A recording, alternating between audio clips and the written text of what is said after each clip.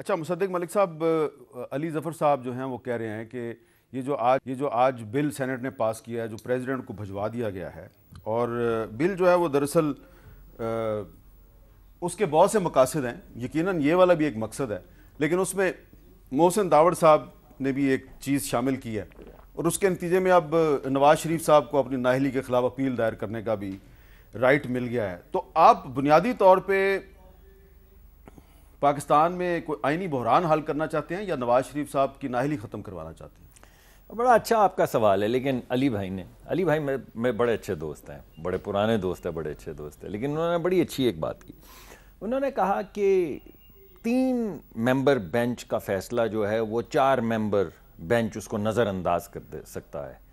تو میں نے کہا، سوچا دل میں کہ یہ نظر اندازی کا انداز کچھ اچھا نہیں ہے، اور میں نے سوچنا شروع کیا کہ وہ بینچ کتنا بڑا تھا جس نے نواز شریف کو یہ کہا تھا کہ تم اپنے بیٹے کی کمپنی میں بورڈ کے ممبر تھے، تنخواہ لے سکتے تھے، اگرچہ لے سکتے تھے مگر نہیں لی، مگر کیونکہ لے سکتے تھے اس وجہ سے اب تم ساری زندگی کے لیے نااہل ہو گئے ہو، اور نہ صرف نااہل ہو گئے ہو وزیر اعظم کے طور پہ بلکہ پارلیمنٹ کے ممبر کے طور پہ بھی، اور نہ صرف پارلیمنٹ کے ممبر کے طور پہ بھی بلکہ جو پارٹی آرگنائز کرنے کا فنڈامنٹل رائٹ ہے وہ بھی آج تم سے لے لیا گیا ہے۔ وہ کتنا بڑا بینچ تھا، اور اس کو نظر انداز کرنے کے لیے کتنا بڑا بینچ چاہیے تھا۔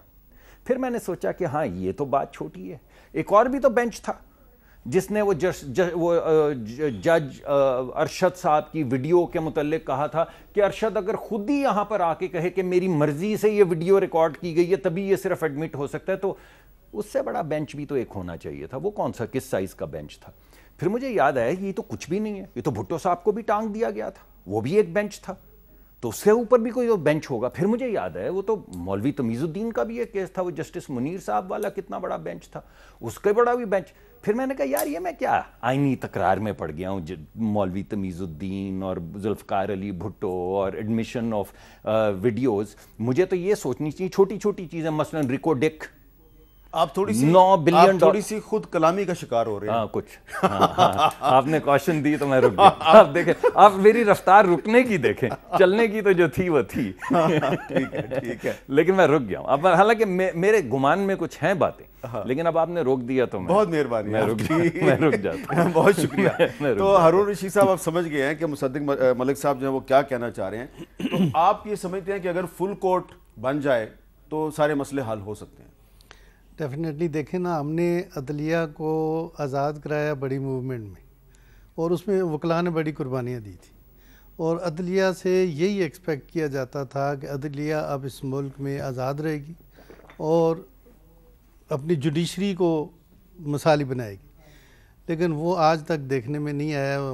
لیکن یہ جو آج پارلیمنٹ کے ایوان بالا نے جو آج ایک بل منظور کیا، اس میں تو نواز شریف صاحب کی اور بہت سے دوسرے لوگوں کی نااہلی کے خاتمے کا نسخہ بھی شامل ہو گیا ہے، تو آپ کے خیال میں یہ جائز چیز؟ لیکن دیکھیں جو بھی معاملات ہوئے ہیں پہلے، اور جو غلط فیصلے ہوئے ہیں، بھٹو صاحب کا بھی فیصلہ تو غلط تھا نا، ابھی تک وہی ججز پچھتا رہے ہیں۔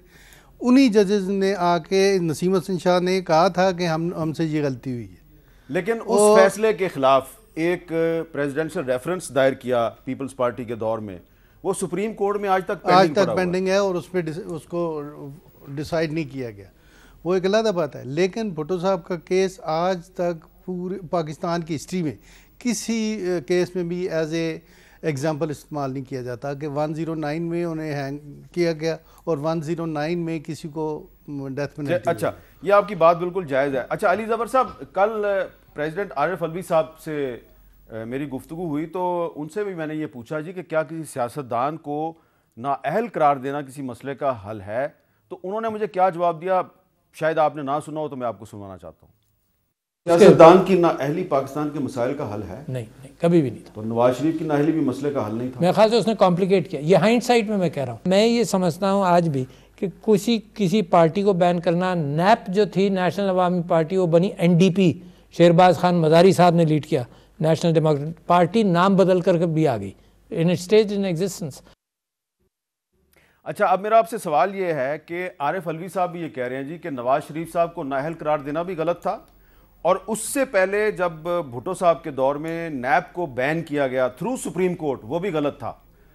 تو آپ یہ سمجھتے ہیں کہ اب اگر آج پارلیمنٹ نے ایک بل کے ذریعے اس ایشو کو بھی حل کرنے کی کوشش کی ہے اور جو نااہل قرار دیے گئے ان کو اپیل کا رائٹ دے دیا، تو یہ مناسب ہے؟ جی دیکھیں، سب سے پہلے تو جو چیز پاسڈ اینڈ کلوزڈ ہو جائے اس کو آپ قانون سازی کے ذریعے دوبارہ سے اوپن نہیں کر سکتے. یہ قانون ہے، آپ اس کو درست اچھا قانون سمجھیں یا برا قانون سمجھیں، قانون یہی ہے. اور اگر آپ کسی کو اس طرح اجازت دیں گے کہ پرانے کیسز کھول دیں اور وہ دوبارہ سے اپیلیٹ فورم پہ چلا جائے، تو وہ چونکہ غیر آئینی قانون ہوگا تو اس کو کوئی بھی چیلنج کر کے کالعدم قرار دلوا سکتا ہے. دوسری بات یہ ہے کہ جب آپ ایک شخص کی کوشش کریں تو آپ اس کے ساتھ نظام کے بارے میں بھی سوچیں کہ کیا وہ تو نہیں ڈوب جائے گا. کیونکہ اگر آپ ایک شخص کو بچانے کے لیے آپ کہتے ہیں کہ جتنے کل 184 کے کیسز ہیں وہ دوبارہ سے ان کی سماعت ہوگی اور اپیلیٹ فورم ان کو سنے گا، تو لاکھوں کیس جو 184(3) کے تحت فیصلے ہو چکے ہوئے ہیں وہ پھر سب پہ لاگو ہوگا قانون. وہ سارے کے سارے کیسز پھر دوبارہ کھل سکیں گے. تو آپ کا جوڈیشل سسٹم تو پھر ختم ہو جائے گا. آپ کو تو پھر ایک الگ کورٹ بنانا پڑے گا جو صرف یہی کام کرتا رہے، کیونکہ عام لوگوں کے جو آلریڈی ڈیلیڈ کیسز ہیں وہ سنے نہیں جائیں گے.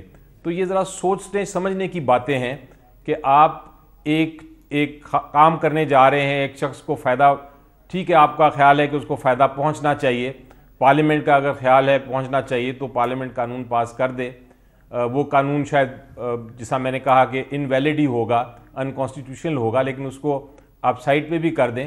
تب بھی آپ کو یہ تو سوچنا ہے نا کہ اس کا نقصان جوڈیشل سسٹم پہ تو نہیں ہے. ایک منٹ یہاں پہ ذرا میں تھوڑی کلیئرٹی چاہتا ہوں. سپریم کورٹ کا بالکل ہی کام رک جائے گا. میں کلیئرٹی چاہتا ہوں کہ آپ کی رائے میں یہ جو بل پاس کیا گیا ہے اور نواز شریف سمیت بہت سے لوگوں کو جن کو نااہل قرار دیا گیا ان کو ون ٹائم اپیل کا رائٹ دیا گیا، تو آپ کے خیال میں یہ امپلیمنٹ نہیں ہو سکتا؟